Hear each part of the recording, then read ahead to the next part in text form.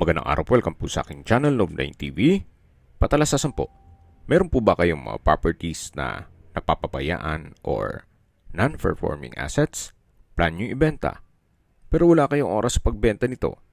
Kung ito'y pagkakatiwala nyo po sa amin, tawag lang po kayo sa aking numero, usap po tayo, gawin ko po ng video for free.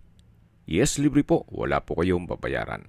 Tutulungan pa namin kayong mabenta ang inyong property. Kami na po bala sa marketing, sa boosting or paid ads. Even sa tripping, hindi na po kayo mapapagod sa pag-entertain ng mga buyers. Kami na po bala sa lahat. Tawag lang po kayo. Nandito po tayo ngayon sa Parañaque kung saan meron po tayong bagong video presentation. Isang brand new 2-story house na may 4 bedrooms. May lot area po ito na 84 square meters at may floor area na 128 square meters. Sa mga familiar po dito sa property, yung Unit A ay na-vlog na po natin. Ito pong Unit B ang i-present ko po sa inyo. Ang pagkakaiba lang nito ay meron pong balkonahe ang Unit B. Then ang Unit C ay sold na po. Ito po ay ready for occupancy at may fence and gate. Walking distance lang din po ito sa mga business establishments at highway. Kaya accessible ng public transportation. Napakalapit din po nito sa PATS College of Aeronautics. Pati po sa Walter Mart Sukat. Mamaya po sa dulong parte ng video, pag-usapan natin ang distance, location, at travel time pati presyo nito. At sagot na po ni seller ang transfer of title. Check na po natin. Ito pong garahe ay kakasya ang isang SUV. May pocket garden na rin po. At ito pong fasad ay may flute type wall panel, then customized glass window, then slatted wooden door at smart door lock. Itong main door. Ito naman po yung living area o salas. Naka-tile flooring po ito hanggang sa formal kitchen at dun po sa dulong kwarto. Yan po yung hagdan. Aakyat po tayo dyan mamaya. Ito naman po yung dining area.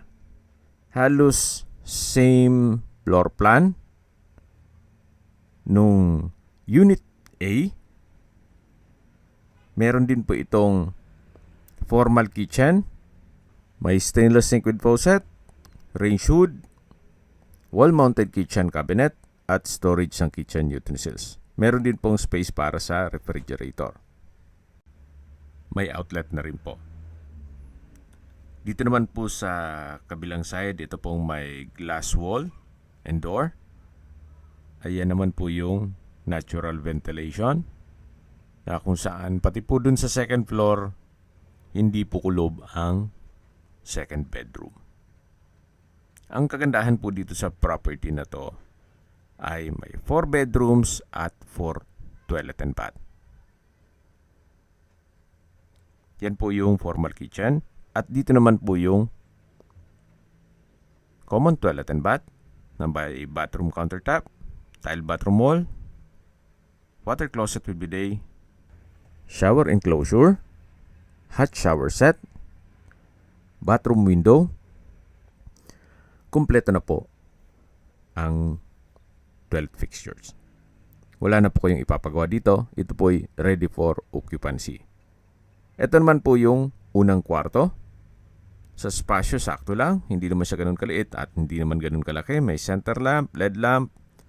Then nakaabang na rin po yung butas para sa window type aircon.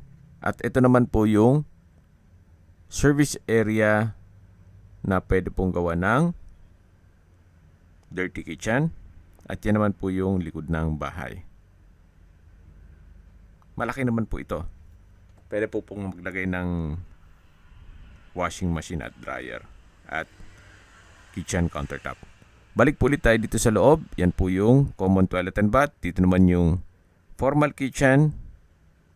At doon naman po yung open below na may natural ventilation. At dito naman po yung dining area at living area.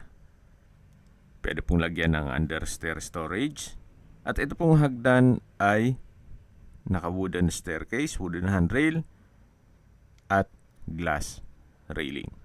Samahan niyo po ako, akyat po tayo. At nandito na po tayo sa second floor. Ito po yung hallway, papunta sa mga kwarto. Meron po ditong 3 kwarto at 3 banyo. Check po natin yung pang 2 kwarto, na kung saan malaki naman ang spasyo. At yung pagkakaiba naman po dun sa Unit A, ito po ay may balkonahe. Then naka-glass wall and door. Meron pong LED lights. Meron din pong sariling toilet and bath. Na kumpleto din po ang bathroom fixtures. May hand wash basin, nano block faucet, vanity mirror, bathroom cabinet, water closet with bidet, shower enclosure, overhead shower at hot shower set. Meron din pong bathroom window. Wala naman po dito. Ito po ang inyong magiging kapitbahay. Yan po, tunghayin niyo po ulit itong second bedroom, na kung saan ito'y naka-tile flooring, may mga outlet na rin po, at ito'y naka-wooden door. Balik po ulit tayo dito sa hallway. Ito naman po yung third bedroom, naka-wooden door. Then sa spasyo, sakto lang. Hindi naman siya ganun kaliit at hindi naman ganun kalaki. May outlet, may LED lights, naka-tile flooring. At meron din po itong sariling toilet and bath. Naka-slide door, hand wash basin, water closet with bidet, shower enclosure, hot shower set, overhead shower at bathroom window. Ito po yung naka-tile bathroom wall. Balik po ulit tayo dito sa hallway. Ito naman po yung fourth bedroom. Napakalaki po ng espasyo. Meron din po itong sariling toilet and bath. Naka-tile flooring, may center lamp, pin lamp, at may mga outlet na rin po sa gilid nito. Check po natin itong toilet and bath.